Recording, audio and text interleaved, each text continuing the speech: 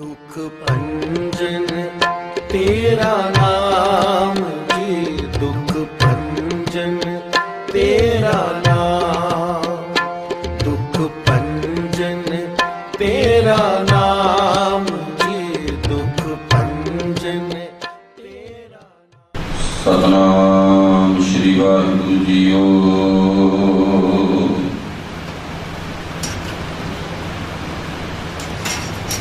सतनाम श्री वाहिगुरु जी। श्री राग महला पहला। परमे पहा न विजवै, जे भवै दिसंतर देश। अंतर मैल न उतरै, त्रिग जीवन त्रिग वेश। होर कितै भगत न हुवई, बिन सतगुर के उपदेश। मन रे गुरमुख अगण निवार, गुर का कहया मन वसै। हऊँ मैं तृष्णा मार रहाऊ। मन मानिक निर्मोल है, राम नाम पद पाए। मेरे सत संगत हर पाई है, गुरमुख हर लिव लाए। आप गया सुख पाया, मेरे सरल सरल समाए। जिन हर हर नाम न चेत्यो, सो अवगण आवे जाए। जिस सतगुर पुरख न भेटियो, सो भव जल पचै पचाए। ए मानक जियो निर्मोल है, त्यों कौडी बदलै जाए। जिन्ना सतगुर रस मिलै, से पूरे पुरख सुजान। गुर मिल भव जल लंघियै, दरगाह पद परवान। नानक ते मुख उजले, तुन उपजै शब्द निशान। नानक ते मुख उजले, तुन उपजै शब्द निशान। वाहिगुरु जी का खालसा, वाहिगुरु जी की फतेह। साहिब जी की पावन गोद विच, पावन हजूरी विच जुड़ बैठ के मालिक जी के पावन दरबार दीयां पावन खुशियां, धन गुरु ग्रंथ साहिब महाराज की पावन बाणी के अनुसार अपना जीवन ढाल के आप जी प्राप्त कर रहे हो।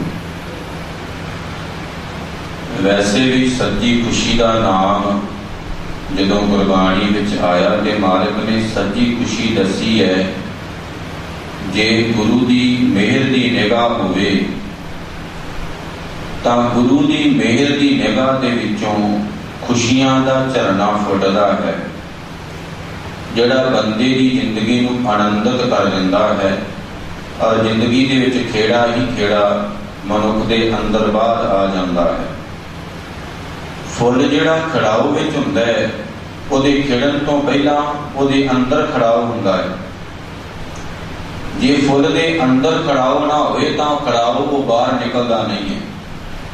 खड़ाऊ पहल के आधार के अंदर सी, उहदे तो बाद वो खड़ाऊ बाहर आया ते उसने दुनिया नूं भी एक संदेश दिता कि खिड़े रहो, तां ही संसार दे विच तुसीं सुखी रह सकोगे।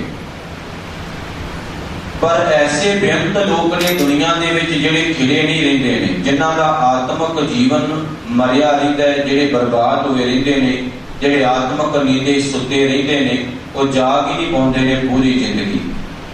ते जेकर कोई इंसान उन्हां नूं जगाउण दी कोशिश करदा है ते वो सुतियां होइआं नूं चंगा नहीं लगदा है। नींद तीन प्रकार की हुंदी है। कई बार किसी मनुख नूं असीं नींद चों उठाईए ना, ਤੇ ਕਈ ਵਾਰ ਉਹ ਬੰਦਾ ਅੱਗੋਂ ਇਹ ਗੱਲ ਕਹਿੰਦਾ ਮੈਂ ਅਜੇ ਕੱਚੀ ਨੀਂਦ ਦੇ ਵਿੱਚ ਸੀ ਤੇ ਚੰਗਾ ਕੀਤਾ ਤੂੰ ਮੈਨੂੰ ਉਠਾ ਹੀ ਦਿੱਤਾ, ਅਜੇ ਮੈਂ ਸੁੱਤਾ ਨਹੀਂ ਸੀ, ਕੱਚੀ ਨੀਂਦ ਵਿੱਚ ਸੀ। ਆਪ ਬੰਦੇ ਨੂੰ ਪਤਾ ਹੈ ਕਿ ਜੋ ਅੱਖਾਂ ਬੰਦ ਕੀਤੀਆਂ ਨੇ ਤੇ ਜਿਹੜੀ ਨੀਂਦ ਮੈਂ ਲੈ ਰਿਹਾ ਇਹ ਪੱਕੀ ਨਹੀਂ ਹੈ, ਅਜੇ ਕੱਚੀ ਹੈ। ਤੇ ਇੱਕ ਬੰਦੇ ਨੂੰ ਉਠਾਇਆ, ਉਹਨੇ ਅੱਗੋਂ ਤੁਹਾਨੂੰ ਜਵਾਬ ਦਿੱਤਾ, ਕਹਿੰਦਾ ਮੈਂ ਬੜੀ ਗਹਿਰੀ ਨੀਂਦ ਵਿੱਚ ਸੁੱਤਾ ਪਿਆ ਸੀ, ਤੂੰ ਮੈਨੂੰ ਕਾਹਨੂੰ ਜਗਾ ਦਿੱਤਾ। ਤੇ ਤੀਜੀ ਨੀਂਦ ਹੁੰਦੀ ਹੈ ਜਿਹਦੇ ਵਿੱਚੋਂ ਬੰਦਾ ਜਾਗਣ ਵਾਲਾ ਹੁੰਦਾ ਹੈ, ਜਦੋਂ ਤੁਸੀਂ ਉਹਨੂੰ ਜਗਾਉਂਦੇ ਹੋ ਤੇ ਅੱਗੋਂ ਕਹਿ ਦਿੰਦਾ ਚੰਗਾ ਹੋਇਆ ਤੂੰ ਮੈਨੂੰ ਉਠਾ ਦਿੱਤਾ, ਮੈਂ ਬਸ ਉੱਠਣ ਹੀ ਵਾਲਾ ਸੀ। ਇਹ ਤਿੰਨ ਪ੍ਰਕਾਰ ਦੀਆਂ ਨੀਂਦਾਂ ਨੇ, ਇੱਕ ਕੱਚੀ ਨੀਂਦ, ਇੱਕ ਗਹਿਰੀ ਨੀਂਦ ਤੇ ਇੱਕ ਉਹ ਨੀਂਦ ਜਿਹਦੇ ਵਿੱਚੋਂ ਬੰਦਾ ਜਾਗਣ ਦੀਆਂ ਤਿਆਰੀਆਂ ਦੇ ਵਿੱਚ ਹੈ।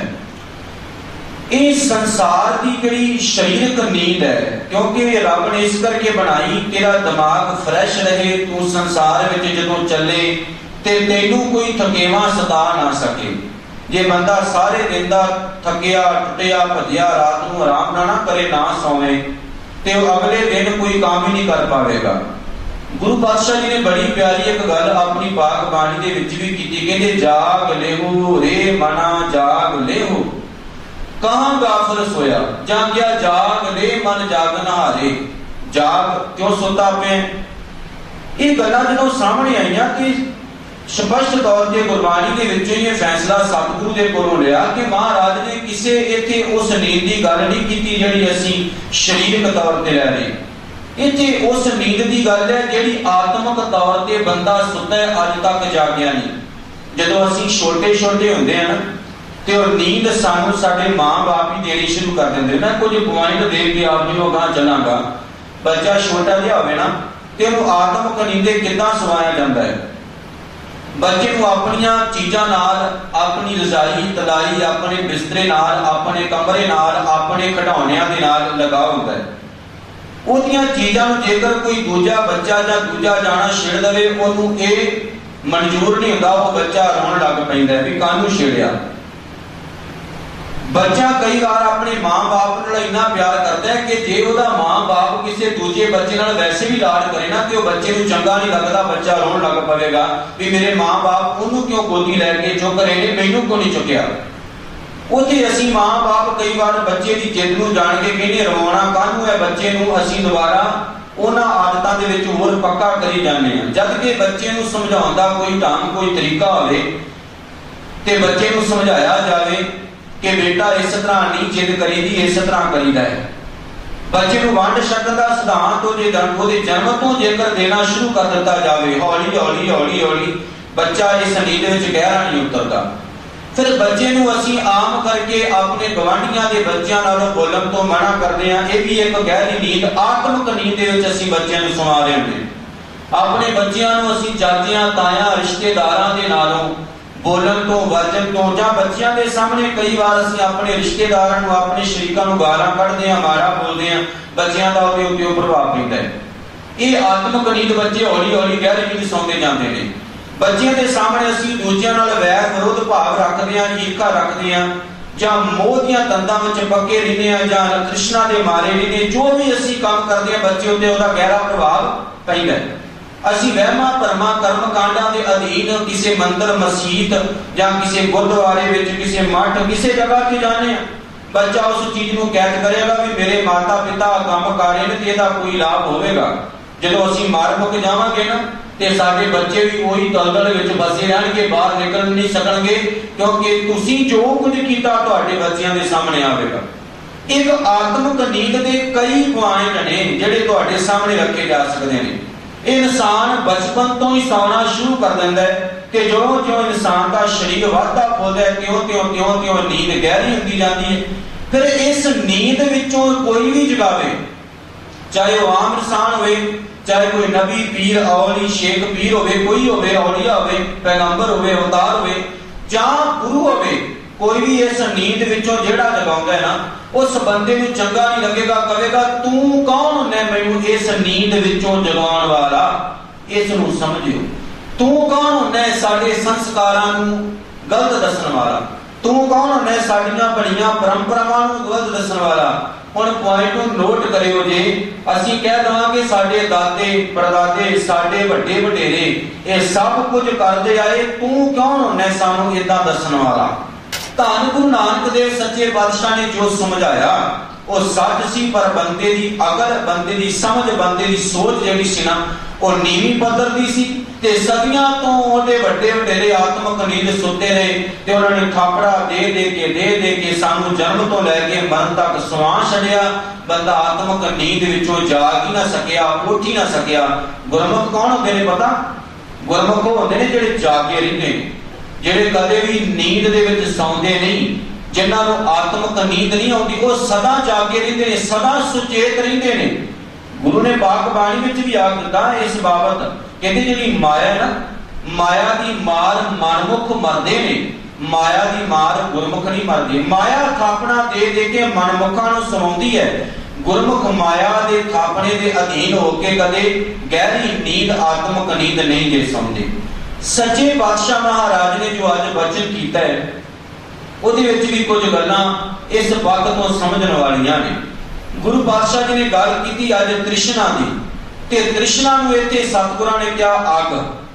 ਤੇ ਯਾਦ ਰੱਖਿਓ ਜੇ ਅੱਗ ਦੇ ਵਿੱਚ ਜੇ ਹੱਥ ਪਾਓਗੇ ਤੇ ਅੱਗ ਤਾਂ ਹੱਥ ਸਾੜੇਗੀ, ਤੇ ਜੇ ਅੱਗ ਦੇ ਕੋਲ ਖੜੇ ਰਹੋਗੇ ਨਾ ਤੇ ਅੱਗ ਤੁਹਾਨੂੰ ਸੇਕ ਦੇਵੇਗੀ, ਅੱਗ ਤੁਹਾਨੂੰ ਸਾੜੇਗੀ ਨਹੀਂ। ਅੱਗ ਦੇ ਕੋਲ ਜੇ ਅਸੀਂ ਸਰਦੀ ਦੇ ਵਿੱਚ ਖੜੇ ਰਹੀਏ ਤੇ ਅੱਗ ਨਿੱਘ ਦਿੰਦੀ ਹੈ, ਤੇ ਜੇ ਅੱਗ ਦੇ ਕੋਲ ਅਸੀਂ ਗਰਮੀ ਦੇ ਵਿੱਚ ਖੜੇ ਰਹੀਏ ਤੇ ਉਹ ਅੱਗ ਸਾਨੂੰ ਸੇਕ ਮਾਰਦੀ ਹੈ। ਤ੍ਰਿਸ਼ਨਾ ਕੀ ਹੈ? ਅੱਗ ਹੈ, ਹੋਰ ਕੁਝ ਵੀ ਨਹੀਂ। ਗੁਰੂ ਨੇ ਕਿਹਾ, ਕਹਿੰਦੇ ਮਨ ਰੇ ਗੁਰਮੁਖ ਅਗਨ ਨਿਵਾਰ। ਇਹ ਮੇਰਿਆ ਮਨਾ ਗੁਰੂ ਦੇ ਮੁਤਾਬਕ ਚੱਲ ਕੇ ਆਪਣੇ ਅੰਦਰ ਵੱਧ ਰਹੀ ਇਸ ਤ੍ਰਿਸ਼ਨਾ ਦੀ ਅੱਗ ਨੂੰ ਖਤਮ ਕਰ ਲੈ, ਨਿਵਾਰ ਲੈ। ਗੁਰ ਕਾ ਕਹਿਆ ਮਨ ਵਸੈ ਹਉਮੈ ਤ੍ਰਿਸ਼ਨਾ ਮਾਰ। ਜਦੋਂ ਤੇਰੇ ਅੰਦਰ ਗੁਰੂ ਦਾ ਬਚਨ ਵਸ ਜਾਵੇਗਾ ਤੇ ਤੇਰੇ ਅੰਦਰੋਂ ਹਉਮੈ ਖੁਦ ਗਰਜੀ, ਤੇਰੇ ਵਿੱਚੋਂ ਮੈਂ ਵੱਡਾ ਮੇਰੇ ਤੋਂ ਸਿਆਣਾ ਕੋਈ ਨਹੀਂ, ਇਹ ਖੁਦ ਗਰਜੀ ਵਾਲੇ ਬੋਲ ਖਤਮ ਹੋ ਜਾਣਗੇ। ਤੇਰੇ ਵਿੱਚੋਂ ਖੁਦ ਗਰਜੀ ਨਿਕਲ ਜਾਵੇਗੀ, ਤੂੰ ਆਪਣੇ ਵਾਸਤੇ ਜੂਣਾ ਛੱਡ ਦੇਵੇਂਗਾ। ਤੈਨੂੰ ਕੱਲਾ ਹੁਣ ਆਪਣੇ ਪਰਿਵਾਰ ਨਜ਼ਰ ਆਉਂਦਾ ਹੈ, ਆਪਣਾ ਹੀ ਦੁੱਖ ਨਜ਼ਰ ਆਉਂਦਾ ਹੈ। ਸਾਡੇ ਬੱਚੇ ਨੂੰ ਤਕਲੀਫ ਹੈ ਤੇ ਸਾਨੂੰ ਨਜ਼ਰ ਆਈ, ਸਾਡੇ ਬੱਚੇ ਨੂੰ ਸਰਦੀ ਲੱਗੀ ਉਹਨੂੰ ਕੰਬਲ ਦਿੱਤਾ, ਸਾਡੇ ਬੱਚੇ ਨੂੰ ਗਰਮੀ ਲੱਗੀ ਅਸੀਂ ਏਸੀ ਲਵਾ ਦਿੱਤੇ, ਇਹ ਖੁਦਗਰਜੀ। ਦੂਜੇ ਪਾਸੇ ਸਾਡੇ ਅੱਖਾਂ ਦੇ ਸਾਹਮਣੇ ਕਿਸੇ ਗਰੀਬ ਦਾ ਬੱਚਾ ਪਿਆ ਸਰਦੀ ਦੇ ਵਿੱਚ ਵਿਰਕ ਰਿਹਾ, ਉਹਨੂੰ ਕੰਬਲ ਨਹੀਂ ਦਿੱਤਾ। ਉਹ ਗਰਮੀ ਦੇ ਵਿੱਚ ਅਸੀਂ ਉਹਨੂੰ ਕੋਈ ਪੱਖੀ ਨਹੀਂ ਦਿੱਤੀ, ਕੋਈ ਉਹਨੂੰ ਐਸਾ ਸਾਜੋ ਸਮਾਨ ਨਹੀਂ ਦੇ ਪਾਏ ਕਿ ਉਹ ਵੀ ਆਪਣੀ ਗਰਮੀ ਨੂੰ ਦੂਰ ਕਰ ਪਾਵੇ। ਇਹਨੂੰ ਖੁਦਗਰਜੀ ਕਹਿੰਦੇ ਨੇ। ਆਪਣੇ ਆਪ ਤੱਕ ਜਿਉਣਾ, ਆਪਣੇ ਢਿੱਡ ਨੂੰ ਸਾਹਮਣੇ ਰੱਖਣਾ, ਆਪਣੇ ਆਪ ਨੂੰ ਆਪਣੀਆਂ ਲੋੜਾਂ ਨੂੰ ਸਾਹਮਣੇ ਰੱਖਣਾ, ਆਪਣੇ ਦੁੱਖ ਨੂੰ ਮਹਿਸੂਸ ਕਰਨਾ, ਆਪਣੇ ਸੁੱਖ ਨੂੰ ਜਾਣਨਾ, ਇਹ ਸਾਰੀਆਂ ਖੁਦਗਰਜ਼ੀਆਂ ਨੇ। ਗੁਰੂ ਕਹਿੰਦੇ ਤੇਰੇ ਵਿੱਚੋਂ ਜਦੋਂ ਮਰ ਗਈਆਂ ਤੇ ਤ੍ਰਿਸ਼ਨਾ ਵੀ ਤੇਰੇ ਹਿਰਦੇ ਵਿੱਚੋਂ ਮਰ ਜਾਵੇਗੀ, ਤੇਰੇ ਅੰਦਰੋਂ ਖਤਮ ਹੋ ਜਾਵੇਗੀ। ਹੁਣ ਥੋੜੀ ਜਿਹੀ ਬੇਨਤੀ ਕਰਾਂ, ਤ੍ਰਿਸ਼ਨਾ ਕਿਹਨੂੰ ਕਹਿੰਦੇ ਨੇ? ਆਮ ਤ੍ਰਿਸ਼ਨਾ ਦਾ ਅਰਥ ਤੇ ਮਾਇਆ ਲਿਆ ਜਾਂਦਾ ਹੈ ਕਿ ਤ੍ਰਿਸ਼ਨਾ, ਮਾਇਆ ਦੀ ਤ੍ਰਿਸ਼ਨਾ ਬੰਦੇ ਵਿੱਚੋਂ ਕਦੇ ਖਤਮ ਨਹੀਂ ਹੁੰਦੀ, ਕਦੇ ਮੁੱਕਦੀ ਨਹੀਂ। ਪਰ ਤ੍ਰਿਸ਼ਨਾ ਇੱਕ ਜਜ਼ਬਾ ਹੈ, ਤ੍ਰਿਸ਼ਨਾ ਇੱਕ ਜਜ਼ਬਾ ਹੈ, ਇੱਕ ਉਹ ਜਜ਼ਬਾ ਜਿਹੜਾ ਇੰਨਾ ਵੱਧ ਜਾਵੇ ਜਿਹਨੂੰ ਕੰਟਰੋਲ ਨਾ ਕੀਤਾ ਜਾ ਸਕੇ, ਉਹਨੂੰ ਤ੍ਰਿਸ਼ਨਾ ਕਹਿੰਦੇ ਨੇ। ਇੱਕ ਐਸਾ ਜਜ਼ਬਾ, ਇੱਕ ਐਸਾ ਸੁਭਾਅ, ਇੱਕ ਇਹੋ ਜਿਹਾ ਅਪਵਿੱਤਰ ਹਿਰਦਾ, ਇੱਕ ਐਸਾ ਭੈੜਾ ਵਿਚਾਰ ਜਿਹਦੇ ਅਧੀਨ ਬੰਦੇ ਨੂੰ ਜਿੰਨਾ ਵੀ ਮਿਲਦਾ ਜਾਵੇ ਥੋੜਾ ਲੱਗੇ, ਉਹਨੂੰ ਤ੍ਰਿਸ਼ਨਾ ਕਹਿੰਦੇ ਨੇ। ਸਾਰਾ ਸੰਸਾਰ ਜਿੱਤ ਲਵੇ, ਸਾਰੀ ਦੁਨੀਆ ਜਿੱਤ ਲਵੇ, ਸਾਰੀ ਦੁਨੀਆ ਤੇ ਵੀ ਰਾਜ ਭਾਗ ਬੰਦਾ ਕਰ ਲਵੇ, ਬੰਦੇ ਦਾ ਫਿਰ ਵੀ ਅੰਦਰ ਨਾ ਰਜੇ, ਉਹਨੂੰ ਤ੍ਰਿਸ਼ਨਾ ਕਹਿੰਦੇ ਨੇ। ਬੰਦੇ ਦੀ ਤ੍ਰਿਸ਼ਨਾ ਕਦੇ ਵੀ ਖਤਮ ਨਹੀਂ ਹੁੰਦੀ, ਕਦੇ ਵੀ ਮੁੱਕਦੀ ਨਹੀਂ। ਇੱਥੇ ਜਦੋਂ ਤ੍ਰਿਸ਼ਨਾ ਦੀ ਗੁਰੂ ਨੇ ਗੱਲ ਕੀਤੀ ਨਾ, ਤੇ ਪਹਿਲੀ ਪੰਕਤੀ ਦੇ ਵਿੱਚ ਗੁਰੂ ਪਾਤਸ਼ਾਹ ਜੀ ਨੇ ਇੱਕ ਗੱਲ ਕੀਤੀ ਸੰਨਿਆਸੀਆਂ ਦੀ, ਜੋਗੀਆਂ ਦੀ, ਘਰ-ਬਾਰ ਨੂੰ ਤਿਆਗ ਚੁੱਕੇ ਲੋਕਾਂ ਦੀ। ਹੁਣ ਪੁਆਇੰਟ ਨੂੰ ਜਿਹੜਾ ਗੌਰ ਦੇ ਨਾਲ ਪਕੜਿਓ, ਜਿਹੜਾ ਗੁਰੂ ਸਾਨੂੰ ਦੇ ਰਹੇ ਨੇ, ਫਿਰ ਅਸੀਂ ਆਪਣੇ ਪਰਿਵਾਰ ਤੱਕ ਵੀ ਆਵਾਂਗੇ ਕਿ ਉਹਦੇ ਵਿੱਚ ਸਾਡੀ ਤ੍ਰਿਸ਼ਨਾ ਕਿਹੜਾ ਨੁਕਸਾਨ ਸਾਡੇ ਪਰਿਵਾਰਾਂ ਦਾ ਨਿਤ ਪ੍ਰਤੀ ਦਿਨ ਕਰ ਰਹੀ ਹੈ, ਤੇ ਤ੍ਰਿਸ਼ਨਾ ਦੇ ਅਧੀਨ ਰਿਹਾ ਕਿਦਾਂ ਅਸੀਂ ਰਾਤ ਦਿਨ ਅਸ਼ਾਂਤ ਹੋ ਰਹੇ ਹਾਂ, ਸਾਡੇ ਪਰਿਵਾਰ ਟੁੱਟ ਰਹੇ ਨੇ। ਗੁਰੂ ਦਾ ਪਹਿਲਾ ਵਚਨ ਹੈ, ਭਰਮੇ ਭਾ ਨਾ ਵਿਚਵੈ, ਜੇ ਭਵੈ ਤੇ ਸੰਤਰ ਦੇਸ਼।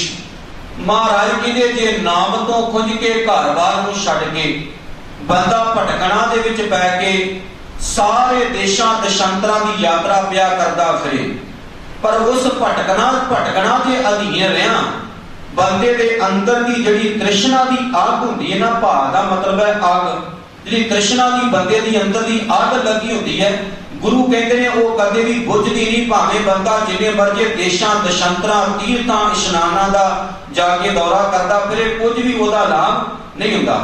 ਅੰਦਰ ਮੈਲ ਨਾ ਉਤਰੇ, ਦੇਸ਼ਾਂ ਦਸ਼ਾਂਤਰਾਂ ਤੀਰਥਾਂ ਅਸਥਾਨਾਂ ਤੇ ਜਾ ਕੇ ਇਸ਼ਨਾਨਾਂ ਦੇ ਨਾਲ ਵੀ ਜਿਹੜੀ ਅੰਦਰ ਦੀ ਲੱਗੀ ਹੁੰਦੀ ਮੈਲ ਹੈ ਨਾ, ਵਕਾਰਾਂ ਦੀ, ਕੁਕਰਮਾਂ ਦੀ, ਬਦੀਆਂ ਦੀ, ਭੈੜਿਆਂ ਵਿਚਾਰਾਂ ਦੀ, ਉਹ ਉਤਰਦੀ ਨਹੀਂ। ਤੇ ਸਾਹਿਬ ਜੀ ਕਹਿੰਦੇ ਜਦੋਂ ਤੱਕ ਮੈਲ ਲੱਗੀ ਰਹਿੰਦੀ ਹੈ, ਧ੍ਰਿਤ ਜੀਵਨ ਉਸ ਸੰਨਿਆਸੀ ਦਾ, ਉਸ ਜੋਗੀ ਦਾ, ਉਸ ਗੇਰੂਏ ਰੰਗ ਦੇ ਕੱਪੜੇ ਪਾਉਣ ਵਾਲੇ ਦਾ, ਮਾਲਕ ਜੀ ਕਹਿੰਦੇ ਧ੍ਰਿਤ ਜੀਵਨ ਫਟਕਾਰ ਜੋਗ ਰਹਿੰਦਾ।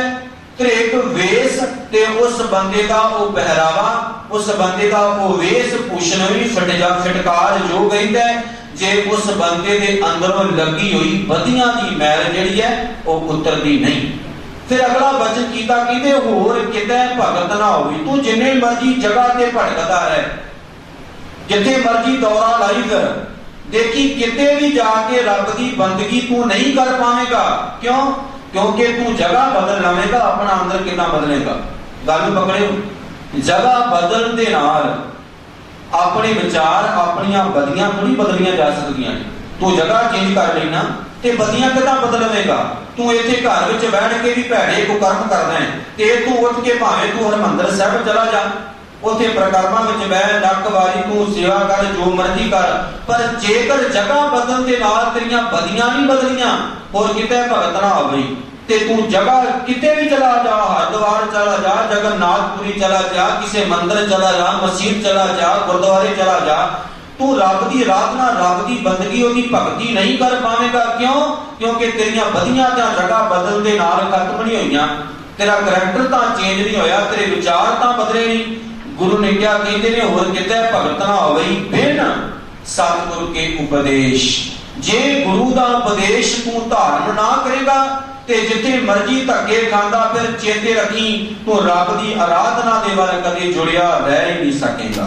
ਹੁਣ ਸਤਿਗੁਰੂ ਜੀ ਨੇ ਗੱਲ ਕੀਤੀ ਤੇ ਕਾਪੜੀ ਇਹਦੀ, ਥੋੜੇ ਕੱਪੜੇ ਪਾਉਣ ਵਾਲਾ, ਭਗਵੇਂ ਵੇਸ ਧਾਰਨ ਕਰਨ ਵਾਲਾ ਸੰਨਿਆਸੀ ਹੋ ਗਿਆ, ਘਰ-ਬਾਰ ਦਾ ਤਿਆਗ ਕਰ ਦਿੱਤਾ, ਜੰਗਲਾਂ ਬੀਆਬਾਨਾਂ 'ਚ ਚਲਾ ਗਿਆ, ਆਪਣੇ ਬੱਚੇ ਛੱਡ ਦਿੱਤੇ, ਆਪਣੀ ਔਰਤ ਛੱਡ ਦਿੱਤੀ। ਗੁਰੂ ਨੇ ਤ੍ਰਿਸ਼ਨਾ ਦੀ ਗੱਲ ਕੀਤੀ, ਉੱਥੇ ਮੈਂ ਬੜਾ ਹੈਰਾਨ ਕਿ ਤ੍ਰਿਸ਼ਨਾ ਦੇ ਮਾਰੇ ਇਹ ਵੀ ਨੇ।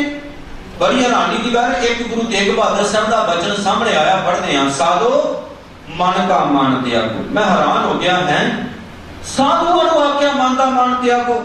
ਕਿਸੇ ਇੱਕ ਆਮ ਬੰਦੇ ਨੂੰ ਕਿਹਾ ਜਾਂਦਾ, ਸਾਡੇ ਵਰਗੇ ਸੰਸਾਰੀ ਨੂੰ ਕਿਹਾ ਜਾਂਦਾ ਵੀ ਭੋਲਿਆ ਮਨ ਦਾ ਮਾਨ ਛੱਡ, ਤੂੰ ਹੰਕਾਰ ਛੱਡ। ਗੁਰੂ ਕਹਿੰਦੇ ਨੇ ਸਾਧੋ, ਉਹ ਸਾਧੋ ਜਿਹੜੇ ਆਪਣੇ ਆਪ ਨੂੰ ਬੜੇ ਵੱਡੇ ਸਮਝਦੇ ਸੀ, ਸਾਧੋ ਮਨ ਦਾ ਮਾਨ ਤਿਆਗੋ, ਸਾਧੋ ਆਪਣੇ ਮਨ ਦਾ ਗੁਮਾਨ ਛੱਡੋ, ਹੰਕਾਰ ਛੱਡ ਦੋ।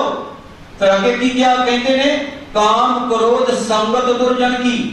ਉਹ ਤੁਸੀਂ ਕਾਮ ਦੀ ਸੰਗਤ ਛੱਡੋ, ਕ੍ਰੋਧ ਦਾ ਪੱਲਾ ਛੱਡੋ, ਤਾਂ ਤੇ ਐਨ ਸੁਭਾਗੋ ਤੇ ਰਾਤ ਦੇ ਇਹਨਾਂ ਵਕਾਰਾਂ ਤੋਂ ਭੱਜੋ। ਸਾਧੂਆਂ ਨੂੰ ਕਹਿ ਮਨ ਦਾ ਮਾਨ ਤਿਆਗੋ। ਐਨ ਇਸ ਤਰ੍ਹਾਂ ਗੁਰੂ ਨੇ ਇੱਥੇ ਗੱਲ ਕਰਤੀ। ਕਹਿੰਦੇ ਨੇ ਹਾਥ ਕਮੰਡਲ ਕਾਪੜੀਆ, ਮਨ ਤ੍ਰਿਸ਼ਨਾ ਉਪਜੀ ਭਾਰੀ, ਇਸਤਰੀ ਤਜ ਕਰ ਕਾਮ ਵਿਆਪਿਆ, ਚਿਤ ਲਾਇਆ ਪਰ ਨਾਰੀ। ਹੁਣ ਇੱਥੇ ਤ੍ਰਿਸ਼ਨਾ ਸ਼ਬਦ ਆ ਗਿਆ। ਹਾਥ ਕਮੰਡਲ ਹੱਥ ਵਿੱਚ ਲੈ ਲਿਆ, ਗੇਰੂਏ ਰੰਗ ਦੇ ਸਰੀਰ ਦੇ ਉੱਤੇ ਕੱਪੜੇ ਪਾ ਲਏ, ਭਗਵੇਂ। ਵੈਸੇ ਭਗਵੇਂ ਦਾ ਜਿਹੜਾ ਅਰਥ ਭਾਈ ਵੀਰ ਸਿੰਘ ਨੇ ਸ੍ਰੀ ਗੁਰੂ ਗ੍ਰੰਥ ਸਾਹਿਬ ਕੋਸ਼ ਵਿੱਚ ਕੀਤਾ ਨਾ, ਉਹਨਾਂ ਨੇ ਕੀਤਾ, ਕਹਿੰਦੇ ਮੇਰੇ ਖਿਆਲ 'ਚ ਭਗਵਾਨ ਸ਼ਬਦ ਜਿਹੜਾ ਨਾ, ਇਹ ਭਗਵੰਤ ਭਗਵਾਨ ਤੋਂ ਆਇਆ ਹੈ। ਜਿਹੜਾ ਭਗਵਾਨ ਦਾ ਹੋ ਜਾਵੇ ਨਾ, ਉਹਨੂੰ ਭਗਉਤੀ ਵੀ ਆਖਿਆ ਜਾਂਦਾ ਹੈ। ਜਿਵੇਂ ਸੁਖਮਨੀ ਸਾਹਿਬ ਜੀ ਭਗਉਤੀ ਭਗਵੰਤ, ਅਕਾਲ ਪੁਰਖ ਪਰਮਾਤਮਾ ਦੀ ਗੱਲ ਕੀਤੀ, ਉਹਦੇ ਰੰਗ ਵਿੱਚ ਜਿਹੜਾ ਰੰਗਿਆ ਰਹਿੰਦਾ ਹੈ ਭਗਵੰਤ ਦੀ ਭਗਉਤੀ। ਜਿਹੜਾ ਭਗਵਾਨ ਦੇ ਰੰਗ ਵਿੱਚ ਰੰਗਿਆ ਗਿਆ ਭਗਵੰਤ ਦਾ ਹੋ ਗਿਆ ਭਗਵਾਨ। ਪਰ ਕਹਿੰਦੇ ਨੇ ਨਾ ਹੌਲੀ ਹੌਲੀ ਜਿਹੜੇ ਉਪਦੇਸ਼ ਹੁੰਦੇ ਨੇ ਉਹ ਕਰਮਕਾਂਡ ਹੋ ਜਾਂਦੇ ਨੇ, ਵਹਿਮ ਭਰਮ ਬਣ ਜਾਂਦੇ ਨੇ, ਉਹਨਾਂ ਨੂੰ ਕਬੂਲਿਆ ਨਹੀਂ ਜਾਂਦਾ, ਉਹਨਾਂ ਨੂੰ ਮੰਨਿਆ ਨਹੀਂ ਜਾਂਦਾ। ਐਨ ਇਸੇ ਤਰ੍ਹਾਂ ਭਗਵਾ ਵੀ ਜਿਹੜਾ ਰੰਗ ਸੀ ਨਾ ਇੱਕ ਕਰਮਕਾਂਡੀ ਬਣ ਗਿਆ, ਵਹਿਮਾਂ ਭਰਮਾਂ ਦੇ ਅਧੀਨ ਹੋ ਗਿਆ। ਸੱਚੇ ਪਾਤਸ਼ਾਹ ਮਹਾਰਾਜ ਨੇ ਗੱਲ ਕੀਤੀ, ਕਹਿੰਦੇ ਨੇ ਹਾਥ ਕਮੰਡਲ ਲੈ ਲਿਆ, ਕਾਪੜੀਆ ਭਗਵੇਂ ਰੰਗ ਦੇ ਵਸਤਰ ਪਾ ਲਏ, ਮਨ ਤ੍ਰਿਸ਼ਨਾ ਉਪਜੀ ਭਾਰੀ, ਤੇ ਮਨ ਦੇ ਵਿੱਚ ਭਾਰੀ ਤ੍ਰਿਸ਼ਨਾ, ਬਹੁਤ ਵੱਡੀ ਤ੍ਰਿਸ਼ਨਾ ਲੈ ਕੇ ਘਰੋਂ ਬਾਹਰ ਨਿਕਲ ਗਿਆ। ਕਾਹਦੇ ਵਾਸਤੇ? ਕਿ ਘਰ ਕੇ ਜਿਹੜਾ ਸੁੱਖ ਮੈਨੂੰ ਨਹੀਂ ਨਾ ਮਿਲ ਪਾਇਆ ਉਹ ਮੈਨੂੰ ਲੋਕਾਂ ਦੇ ਘਰੋਂ ਮਿਲੇਗਾ। ਲੋਕ ਸਲੂਟ ਮਾਰਨਗੇ, ਸਤਿਕਾਰ ਕਰਨਗੇ, ਆਓ ਬਾਬਾ ਜੀ, ਆਓ ਮਹਾਂਪੁਰਸ਼ੋ, ਆਓ ਸਾਧੂ ਸੰਤੋ, ਆਓ ਰੱਬ ਦੇ ਪਿਆਰੋ ਕਹਿਣਗੇ। ਤੇ ਬੰਦੇ ਨੂੰ ਸਭ ਤੋਂ ਵੱਡੀ ਭੁੱਖ ਪਤਾ ਕੀ ਹੁੰਦੀ ਹੈ? ਮੇਰਾ ਸਤਿਕਾਰ ਕਰਨ। ਆ ਵੀ ਤ੍ਰਿਸ਼ਨਾ ਦੇ। ਹੁਣ ਮੈਂ ਤ੍ਰਿਸ਼ਨਾ ਦੇ ਕੁਝ ਪੁਆਇੰਟ ਆਪ ਦੇ ਸਾਹਮਣੇ ਰੱਖ ਕੇ ਵਿਚਾਰ ਨੂੰ ਅਗਾਂਹ ਵਧਾਵਾਂਗਾ। ਕੋਈ ਸਾਡਾ ਸਤਿਕਾਰ ਕਰੇ, ਇੱਕ ਤ੍ਰਿਸ਼ਨਾ ਹੈ। ਕੋਈ ਸਾਡਾ ਨਰਾਦਰ ਕਰੇ, ਸਾਨੂੰ ਚੰਗਾ ਨਹੀਂ ਲੱਗਦਾ। ਤੇ ਤ੍ਰਿਸ਼ਨਾ ਕਿਹੜੀਆਂ ਕਿਹੜੀਆਂ ਨੇ? ਪਹਿਲਾਂ ਤਾਂ ਹਾਥ ਕਮੰਡਲ ਕਾਪੜੀਆ, ਮਨ ਤ੍ਰਿਸ਼ਨਾ ਉਪਜੀ ਭਾਰੀ, ਵੱਡੀ ਤ੍ਰਿਸ਼ਨਾ ਲੈ ਕੇ ਘਰੋਂ ਬਾਹਰ ਨਿਕਲਿਆ ਤੇ ਲੋਕਾਂ ਦੇ ਘਰ ਜਾ ਕੇ ਮੰਗਣ ਲੱਗ ਪਿਆ। ਇਸਤਰੀ ਤਜ ਕਰ, ਆਪਣੀ ਘਰ ਜਿਹੜੀ ਬੈਠੀ ਸੀ ਨਾ ਘਰ ਵਾਲੀ, ਉਹਨੂੰ ਵਿਚਾਰੀ ਨੂੰ ਛੱਡ ਦਿੱਤਾ ਤੇ ਉਹਨੂੰ ਤਾਂ ਕਹਿੰਦੇ ਮਾਰਾ, ਉਹਨੂੰ ਤਾਂ ਕਹਿੰਦੇ ਬੁਰਾ। ਤੇ ਇੱਕ ਐਸੀ ਮਾਂ ਹੈ, ਮੈਂ ਕਈ ਵਾਰ ਵਿਚਾਰ ਕਰਿਆ ਕਰਦਾ ਹਾਂ, ਇੱਕ ਮਾਂ ਉਹ ਹੈ ਜਿਹੜੀ ਸਾਡੇ ਘਰ ਬੈਠੀ ਹੈ, ਉਹਨੂੰ ਤਾਂ ਪੁੱਤ ਕੱਢੇ ਗਾਲਾਂ, ਉਹਨੂੰ ਤਾਂ ਪੁੱਤ ਭੈੜੇ ਲਫ਼ਜ਼ਾਂ ਦੇ ਨਾਲ ਉਹਦਾ ਤਿਰਸਕਾਰ ਕਰੇ, ਉਹਦਾ ਕੋਈ ਸਤਿਕਾਰ ਨਾ ਕਰੇ। ਤੇ ਜਿਹੜੀ ਪਹਾੜਾਂ ਦੇ ਵਿੱਚ ਬੈਠੀ ਹੈ ਉਹਨੂੰ ਮਾਂ ਮਾਂ ਮਾਂ ਮਾਂ ਕਹਿ ਕੇ ਪੂਜੇ। ਚੇਤੇ ਰੱਖਿਓ, ਜੇ ਘਰ 'ਚ ਬੈਠੀ ਮਾਂ ਦੀ ਖੁਸ਼ੀ ਨਹੀਂ ਨਾ ਲੈ ਪਾਇਆ ਤੇ ਉਹ ਪਹਾੜਾਂ ਵਾਲੀ ਜਿਹੜੀ ਆ ਉਹ ਵੀ ਤੁਹਾਨੂੰ ਖੁਸ਼ੀ ਨਹੀਂ ਦੇ ਪਾਵੇਗੀ। ਜੇ ਘਰ 'ਚ ਬੈਠੀ ਮਾਂ ਦਾ ਤੁਸੀਂ ਸਤਿਕਾਰ ਨਹੀਂ ਕੀਤਾ, ਉਹਦਾ ਅਦਬ ਨਹੀਂ ਕੀਤਾ। ਮੈਂ ਇੱਕ ਦਿਨ ਪਹਿਲੀ ਵੀ ਬੇਨਤੀ ਕੀਤੀ ਸੀ, ਜੇ 5 ਪੁੱਤ ਨੇ ਨਾ ਤੇ ਮਾਂ ਵਿਚਾਰੀ ਜਦੋਂ ਸਾਨੂੰ ਨਿੱਕਿਆਂ ਨੂੰ ਪਾਲਦੀ ਹੈ ਤੇ ਆਪ ਗਿੱਲੀ ਜਗ੍ਹਾ ਤੇ ਰਹਿ ਕੇ ਸਾਨੂੰ ਸੁੱਕੀ ਜਗ੍ਹਾ ਤੇ, ਆਪ ਦੁੱਖ ਝੱਲ ਕੇ ਸਾਨੂੰ ਸੁੱਖ ਦਿੱਤੇ। ਤੇ ਜਦੋਂ ਅਸੀਂ ਪੁੱਤ ਵੱਡੇ ਹੋਏ ਨਾ, 5 ਜਾਣੇ ਨੌਕਰੀਆਂ ਸ਼ੌਕਰੀਆਂ ਵਾਲੇ ਹੋ ਗਏ, ਵੱਡੇ ਵੱਡੇ ਮਹਿਲ ਬਣਾ ਲਏ, ਤੇ ਉਦੋਂ ਅਸੀਂ ਪਤਾ ਕੀ ਕਿਹਾ? ਇਹ ਬੁੱਢੇ ਹੋ ਗਏ ਨੇ ਸਾਡੇ ਮਾਂ-ਬਾਪ, ਕਿ ਡਿਊਟੀਆਂ ਲਾ ਦਿੱਤੀਆਂ, 2 ਮਹੀਨੇ ਤੂੰ ਰੱਖੀ, 2 ਮਹੀਨੇ ਮੈਂ, ਤੇ 2 ਮਹੀਨੇ ਮੈਂ ਰੱਖਾਂਗਾ। ਤੇ ਜੇ 1-2 ਦਿਨ ਵੱਧ ਹੋ ਗਏ ਤੇ ਅਗਲੇ ਨੂੰ ਕਹਿਣਾ ਸ਼ੁਰੂ ਕਰ ਦਿੱਤਾ, ਤੇਰੀ ਡਿਊਟੀ ਸੀ, ਤੂੰ ਕਿਉਂ ਨਹੀਂ, ਤੂੰ ਲੈਣ ਵਾਸਤੇ ਆਇਆ ਇਹਨਾਂ ਨੂੰ। ਹੁਣ ਮਾਂ ਜਿਹੜੀ ਹੈ ਵਿਚਾਰੀ 2-2 ਮਹੀਨੇ ਵਾਸਤੇ ਖੱਜਲ ਖੁਆਰ ਹੁੰਦੀ ਫਿਰਦੀ, ਉਹਦਾ ਘਰ ਵੀ ਖਤਮ ਹੋ ਗਿਆ, ਉਹਦਾ ਟਿਕਾਣਾ ਵੀ ਖਤਮ ਹੋ ਗਿਆ। ਇਹ ਵੀ ਇੱਕ ਤ੍ਰਿਸ਼ਨਾ ਹੈ, ਇਹ ਵੀ ਤ੍ਰਿਸ਼ਨਾ ਜਿਹਨੇ ਸਾਡੇ ਘਰ-ਬਾਰ ਉਜਾੜੇ, ਘਰ ਪਾੜੇ। ਸੱਚੇ ਪਾਤਸ਼ਾਹ ਨੇ ਕਿਹਾ, ਕਹਿੰਦੇ ਇਸਤਰੀ ਤਜ ਕਰ ਕਾਮ ਵਿਆਪਿਆ, ਜਿਹੜੀ ਘਰ ਬੈਠੀ ਹੈ ਘਰ ਵਾਲੀ, ਉਹਨੂੰ ਤਾਂ ਛੱਡ ਦਿੱਤਾ, ਉਹਨੂੰ ਤਾਂ ਮਾੜਾ ਕਹਿੰਦਾ ਹੈ। ਤੇ ਕਾਮ ਦੇ ਅਧੀਨ ਹੋਏ, ਵਾਸ਼ਨਾ ਦੇ ਅਧੀਨ ਹੋਏ, ਤ੍ਰਿਸ਼ਨਾ ਦੇ ਅਧੀਨ ਹੋਏ, ਦੂਜਿਆਂ ਦੇ ਰੂਪ ਦੇਖ ਦੇਖ ਕੇ ਖੁਸ਼ ਹੁੰਦਾ ਫਿਰਦਾ ਹੈ। ਇਸਤਰੀ ਤਜ ਕਰ ਕਾਮ ਵਿਆਪਿਆ, ਚਿਤ ਲਾਇਆ ਪਰ ਨਾਰੀ। ਆ ਵੀ ਤ੍ਰਿਸ਼ਨਾ ਦੇ ਜਿਹਨੇ ਘਰ-ਬਾਰ ਜਿਹੜੇ ਨੇ ਲੋਕਾਂ ਦੇ ਉਜਾੜ ਦਿੱਤੇ ਨੇ, ਖਤਮ ਕਰ ਦਿੱਤੇ ਨੇ। ਘਰ ਘਰ ਵਿੱਚ ਅੱਜ ਲੜਾਈ ਕੇਵਲ ਇਸ ਗੱਲ ਦੀ ਜ਼ਿਆਦਾਤਰ ਤੁਹਾਨੂੰ ਮਿਲੇਗੀ, ਇਹ ਵੀ ਤ੍ਰਿਸ਼ਨਾ। ਫਿਰ ਦੂਜੀ ਗੱਲ ਗੁਰੂ ਨੇ ਕੀਤੀ, ਕਹਿੰਦੇ ਇੱਕ ਤ੍ਰਿਸ਼ਨਾ ਹੈ ਕਿ ਆ ਤ੍ਰਿਸ਼ਨਾ ਨਹੀਂ, ਅਸੀਂ ਗੁਰਦੁਆਰੇ ਆ ਕੇ, ਮੰਦਰਾਂ ਮਸਜਿਦਾਂ ਤੇ ਜਾ ਕੇ, ਧਰਮ ਸਥਾਨਾਂ ਤੇ ਪਹੁੰਚ ਕੇ ਇਹ ਅਰਦਾਸਾਂ ਕਰੀਏ ਕਿ ਸੱਚਿਆ ਪਾਤਸ਼ਾਹ ਸਾਡੇ ਘਰ 'ਚ ਲਾਲ ਦਵੀ, ਸਾਡੇ ਘਰ 'ਚ ਪੁੱਤ ਦਵੀ, ਸਾਡੇ ਘਰ ਦੇ ਵਿੱਚ ਸੋਹਣਾ ਜਿਹਾ ਪੁੱਤ ਦਵੀ, ਲਾਲ ਦਵੀ, ਕੁਲ ਦਾ ਚਿਰਾਗ ਦਵੀ।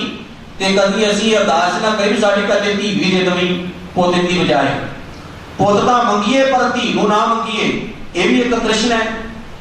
ਤ੍ਰਿਸ਼ਨਾ ਹੋ ਗਈ ਨਾ, ਪੁੱਤ ਨੂੰ ਤਾਂ ਮੰਗੀਏ, ਧੀ ਨੂੰ ਤਿਰਸਕਾਰੀਏ। ਤੇ ਕੁੱਖੋਂ ਅਜੇ ਜਿਹਨੇ ਜਨਮ ਨਹੀਂ ਲਿਆ ਉਹਨੂੰ ਕੁੱਖ ਦੇ ਵਿੱਚ ਹੀ ਮਾਰ ਦਓ, ਜਾਂ ਬਾਹਰ ਆਈ ਦੁਨੀਆ ਦਾ ਵਿਚਾਰੀ ਨੇ ਜੇ ਮੂੰਹ ਵੇਖਿਆ ਉਸੇ ਸਮੇਂ ਦੇ ਟੋਟੇ ਕਰਕੇ ਤੁਸੀਂ ਨਾਲੀਆਂ ਦੇ ਵਿੱਚ ਗਟਰਾਂ 'ਚ ਸੁੱਟ ਦਿਓ, ਇਹ ਵੀ ਤਾਂ ਇੱਕ ਤ੍ਰਿਸ਼ਨਾ ਹੈ।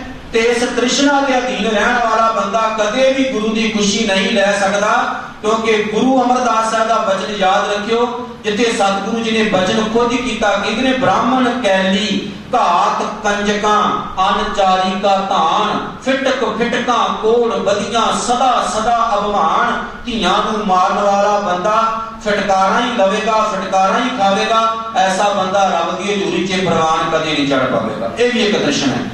ਹੁਣ ਤੀਜੀ ਗੱਲ ਮੈਂ ਕਰਾਂ, ਤ੍ਰਿਸ਼ਨਾ ਕੀ ਹੈ? ਤੀਜੀ ਤ੍ਰਿਸ਼ਨਾ ਉਹ ਹੈ ਜਿਹੜੀ ਆਮ ਸਾਡੇ ਪਰਿਵਾਰਾਂ ਦੇ ਵਿੱਚ ਸਾਨੂੰ ਸੁਖੀ ਨਹੀਂ ਰਹਿਣ ਦੇ ਰਹੀ, ਪਰ ਗੁਰਸਿੱਖਾਂ ਦੇ ਵਿੱਚ ਹੁੰਦੀ ਹੈ। ਗੁਰਸਿੱਖ ਕਹਿੰਦੇ ਮਾਲਕ ਜੋ ਮਿਲਿਆ ਤੇਰਾ ਸ਼ੁਕਰ, ਤੇ ਮਨਮੁਖ ਪਤਾ ਕੀਦਾ ਜੋ ਮਿਲਿਆ ਅਜੇ ਬਹੁਤ ਘੱਟ ਹੈ। ਤ੍ਰਿਸ਼ਨਾ ਤੇ ਤ੍ਰਿਸ਼ਨਾ ਦੇ ਅਧੀਨ ਰਹਿਣ ਵਾਲੇ ਬੰਦੇ ਨੂੰ ਰਾਤ ਨੂੰ ਸੌਖੀ ਨੀਂਦ ਨਹੀਂ ਆਉਂਦੀ, ਉਹ ਕਲਪਦਾ ਹੀ ਰਹਿੰਦਾ ਹੈ, ਭਟਕਦਾ ਹੀ ਰਹਿੰਦਾ ਹੈ, ਭਾਵੇਂ ਉਹ ਜੋਗੀ ਬਣ ਜਾਵੇ, ਸੰਨਿਆਸੀ ਬਣ ਜਾਵੇ। ਹੁਣ ਦੂਜਾ ਪ੍ਰਮਾਣ ਸਾਮਕ ਰੱਖ ਕੇ ਅਗਾਂਹ ਤੁਰਾਂ, गुरु ने क्या कहते ने, एक कंद मूल चुन खाए वन खंड वासा। वन खंड जंगलों में जाके वासा ला लिया, घर नूं छड्डिया, घर त्यागया, जंगलों बियाबाना में चला गया। ते जे अज की गल करिए, क्योंकि हुण तां जंगल नहीं, घर बार त्यागया ते किसी डेरे च चला गया, उत्थे जाके डेरा ला लिया, घर बार त्याग दिता। एक वन खंड चुन खाए, एक कंद मूल चुन खाए वन खंड वासा।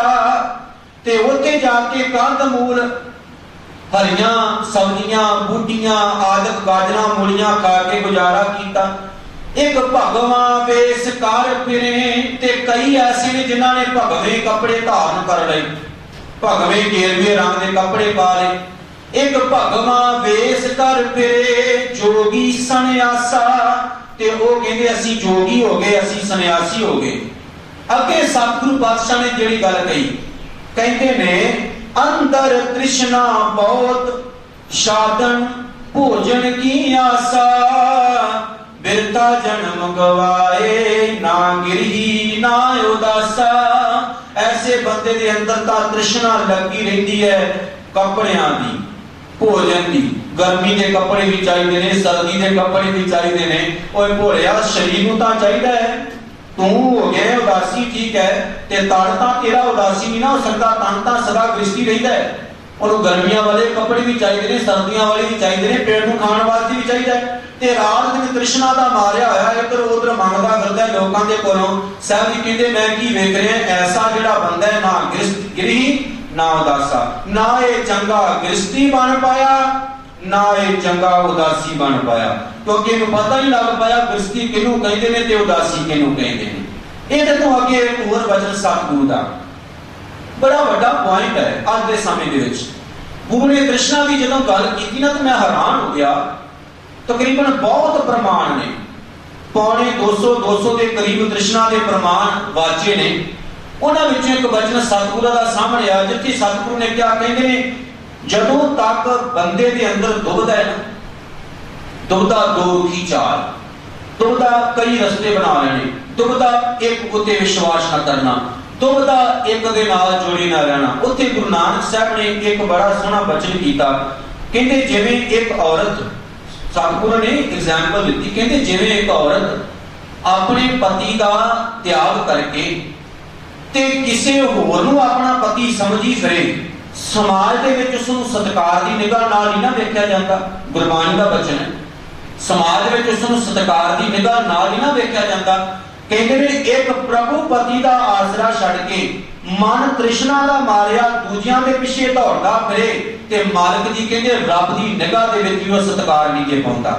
फिर उत्थे गुरु ने क्या कहंदे, जो इस मारे त्रिसकी तृष्णा बुझै, जो इस मारे सो दरगाह सिजै। फिर ऐसे शब्द अखीर च क्या, गुर दुविधा जानती है मारी कहो नानक सो ब्रह्म विचारी। हुण कहंदे ने जदों तक तेरे अंदर दुविधा है ना, उदों तक तू तृष्णा नूं खत्म नहीं कर सकदा। ते दुविधा दे अधीन रहा बंदा अपने गुरु ते बलीव नहीं करदा, विश्वास नहीं करदा, ਉਹ ਦੂਜਿਆਂ ਤੇ ਵਿਸ਼ਵਾਸ, ਦੂਜਿਆਂ ਦੇ ਆਸੇ-ਪਾਸੇ ਭਟਕਦਾ ਫਿਰਦਾ ਰਹੇਗਾ। ਉੱਥੇ ਗੁਰੂ ਨੇ ਕਹਿ ਦਿੱਤਾ ਕਿ ਇਹਦੇ ਆ ਦੁਬਤ ਹੈ। ਹੁਣ ਚੇਤੇ ਰੱਖਿਓ, ਮੈਂ ਕੇਵਲ ਗੁਰਬਾਣੀ ਦੇ ਪ੍ਰਮਾਣਾਂ ਦੀ ਤਕਰੀਬਨ ਸਾਰੀ ਵਿਆਖਿਆ ਅੱਜ ਆਪ ਜੀ ਨੂੰ ਸੁਣਾ ਰਿਹਾ।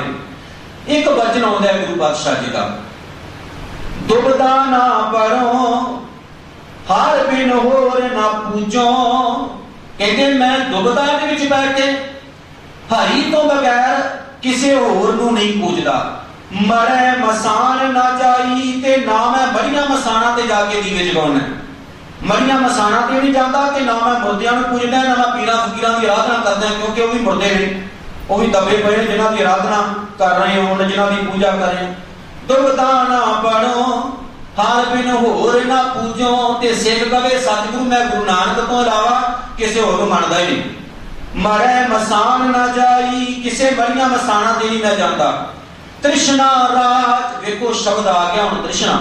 पहला गल आई दुविधा की, फिर गल आई तृष्णा की, कि जदों तक तेरे विचों दुविधा नहीं ना मरदी, आ जिहड़ा जगह जगह ते भटकदा फिरदा है, जगह जगह ते अपने पीर फकीर बनाए ने, जगह जगह ते गुरु बना के बैठा है, जगह जगह ते अपने इष्ट बना के बैठा है, जदों तक तेरी ये भटकना वाली बुद्धि नहीं ना मरदी, चेते रखी मैं सच कहना तेरी तृष्णा नहीं मरेगी।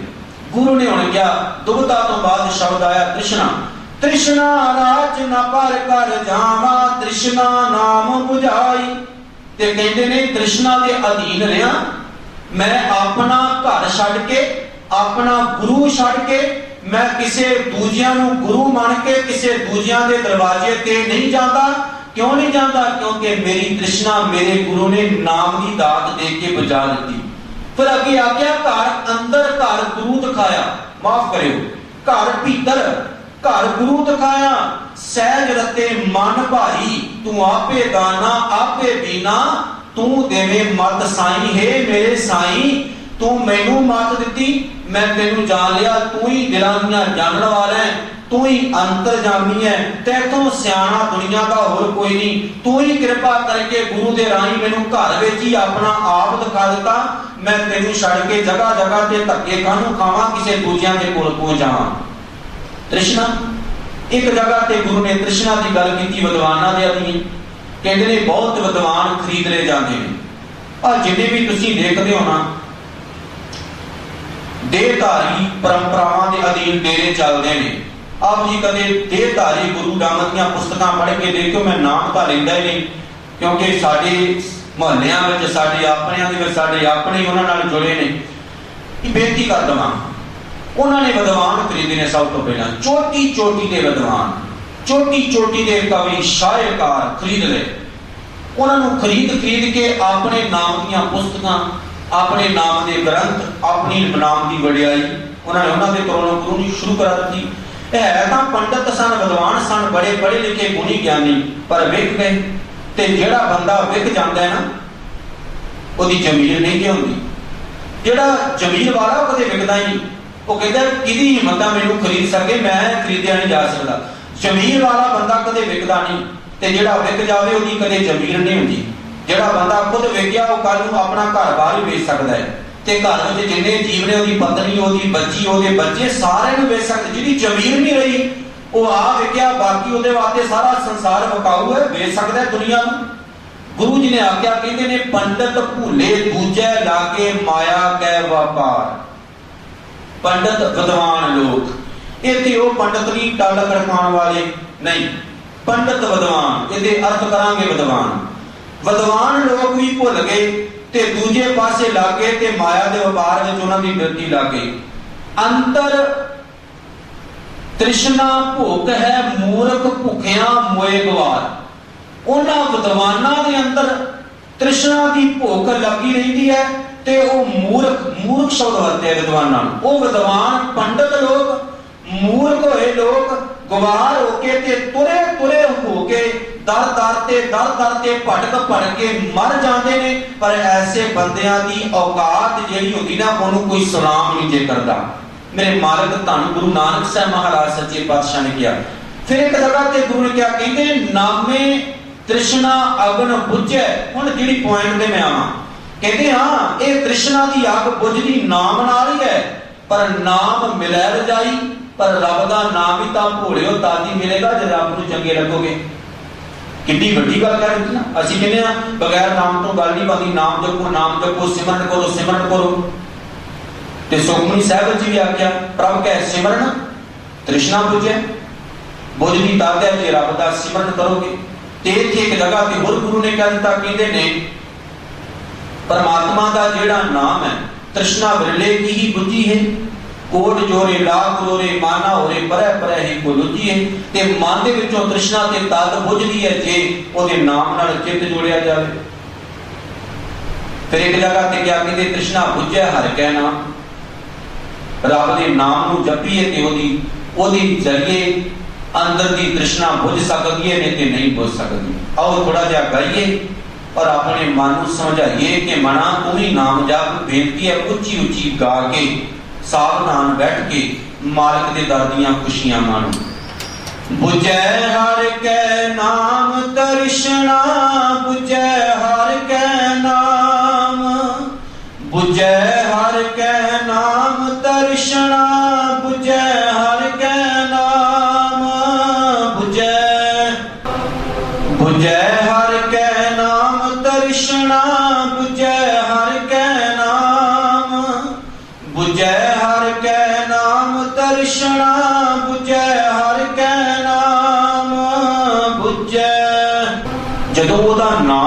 जाता है तो बंदे के अंदर की जिहड़ी तृष्णा होती ना खत्म हो जाती है। फिर बंदा इस तृष्णा के अधीन ना पुत्तां नूं चंगा समझदा ते ना धीआं नूं मारदा है। इस तृष्णा के अधीन रहा बंदा ना अपने गुरु का दर छड़ के दूजियां के पिछे भटकदा है।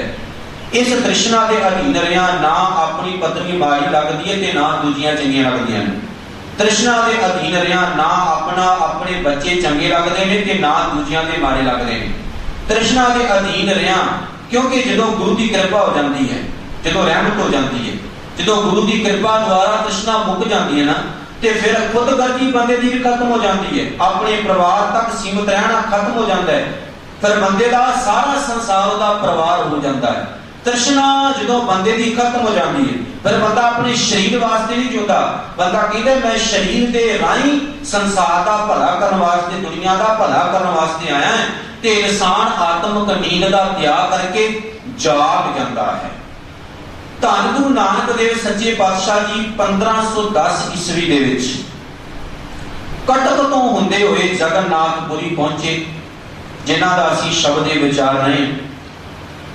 जगन्नाथपुरी धन गुरु नानक साहब ने सच्ची आरती का उपदेश दिता ते उत्थे एक पंडित की बहुत चर्चा सी। नाम सी दा कलयुगी नामी पंडित। पंडित कलयुगी नूं कहंदे सन। बड़ा अमीर बड़ा धनाड़ सी, वड्डी सरां ने उत्थे बनाई सी ते लोग जिहड़े अमीर सन ना व्यापारी उहदे कोल आम रुकिया करदे सन ते व्यापारियां नूं अपने तरीके नाल ठगिया भी करदा सी। उन्हां नूं भविष्य दीयां गल्लां कह कह के खुश करना ते वध तों वध माया उन्हां दे कोलों गराउणी, बड़ा नाम सी उहदा। गुरु नानक साहब भाई मरदाने दे नाल पंडित कलयुगी दे कोल जा पहुंचे। उन्हें अपना डेरा लाया, बड़े लोग उहदे सामने खड़े ते एक लोटा जिहड़ा सी ना वड्डा सारा पित्तल दा उन्हें अपने सामने रखिया, जिहदे विच लोग उहनूं मत्था टेक के ते माया पैसे पा रहे सन। उत्थे बैठा बैठा कलयुगी पंडित कह रहा सी कि हुण मैनूं ब्रह्म लोक दे दर्शन हो रहे हैं। कदे अपनी एक नास बंद कर लेंदा, कदे दूजी कर लेंदा, कदे अपनी अखां बंद कर लेंदा ते कदे अंगूठियां दे नाल दोनों नासां नूं बंद करके ते अपनियां जिहड़ियां ये उंगलियां ने उन्हां दे नाल अपनी अखां भी बंद कर लेंदा ते कदे सज्जे पैर दा अंगूठा फड़दा, कदे खब्बे पैर दा अंगूठा फड़दा ते कहंदा जी अखां बंद करो मैं तुहानूं दिखावां। अखां बंद करदे लोग कहंदे चलो मैं तुहानूं सचखंड लैके जावां। वेखो आ सचखंड नजर आ रहे हैं, लोग भोले कहते भी आ रहे हैं, केड़ा कवे भी नहीं आ रहा ते जिन्हें कहता नहीं आवेगा उन्होंने कहेगा तू तो पापी है, तेरे नजर नहीं कुछ आ रहा। आ दिन दिखावा, अखां बंद करो तुहानूं मैं शिव लोक दिखावां। वेखो शिव नजर आ रहे हैं। अखां बंद करो तुहानूं विष्णुपुरी दिखाना। वेखो विष्णुपुरी नजर आ रही है ते भोले लोग बेचारे कहते हाँ जी बाबा जी नजर आ रही है, सब कुछ नजर आ रहे हैं। ऐसा हो रहा है, साडे धर्म दे विच भी चल रहा है। ते जदों ये पखांडो पिया करे गुरु नानक साहब सच्चे पातशाह महाराज वेख के हसन। भाई मरदाना जी नूं गुरु नानक साहब ने क्या कहते हैं हुण बाबे ने अखां बंद कीतियां ने, इदां कर दा लोटा चक के पिछे झाड़ियां च रख गया। भाई मरदाना दबे दबे पैरी गया, ओहदा लोटा चक्या ते झाड़ियां दे पिछे रख दिता। हुण जदों बाबे ने वेख्या भी खराक नहीं हो रहा माया पैण दा, उहने अखां खोलियां ते लोटा गायब सी। रौला पा दिता, हाय मेरा लोटा कहां गया, हाय मेरा लोटा कहां गया। क्योंकि माया आ रही थे, साह चल रहे सी, माया आ रही सी ते शिवपुरी नजर आ रही सी, ब्रह्मपुरी विष्णुपुरी नजर आ रही सी। हुण माया गायब हो गई ते ब्रह्मपुरी भी गायब हो गई। जदों ने रौला पा दिता ते गुरु नानक साहब महाराज भी खड़े सन, लोग बड़े इकट्ठे हो गए। लोगों ने कहा मेरा लोटा कहां गया, मेरा लोटा कहां गया। ते गुरु नानक साहब कोल आ गए, कहते हुण मौका बनया तालीए सी। महाराज जी दे बाबा जी तुहानूं हुणे तां ब्रह्मपुरी नजर आ रही सी, तुसीं तां तरलोकी दे जाण मोह ना चाहो, तुहानूं तां तरलोकी दिस रही सी। ते जिन्नू तरलोकी नजर आ रही होवे किनू उन्होंने अपना लोटा नजर नहीं आवेगा। ते जिहड़े लोग साना खड़े वो भी रल गए, कहते हाँ जी बाबा जी तुसीं तां तरलोकी वेख सकदे हो कि तुहानूं अपना लोटा नहीं नजर आउंदा। ते जदों ये गल्लां होईयां ते बाबे दा मूंह थल्ले हुण करां ते करां की, क्योंकि मैं तां लोकां नूं भटका रिहा सी, लोकां नूं वहमां च पा रिहा सी। आओ बैठे बिठाया तुहानूं विखा देवां सब कुछ, कोई भोले इदां थोड़ी मिलदा है।